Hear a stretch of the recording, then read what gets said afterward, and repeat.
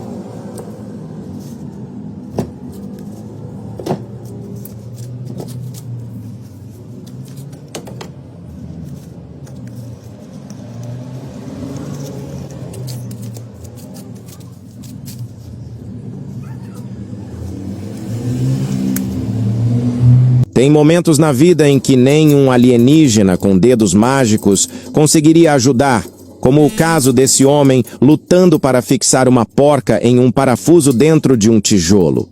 É como assistir a um espetáculo de comédia, onde a técnica dele é tão surpreendente que você se pergunta se ele realmente sabe o que está fazendo. Prepare-se para ver essa obra-prima da improvisação e se perguntar se a lógica foi deixada de lado ou se estamos todos apenas perdidos em sua genialidade.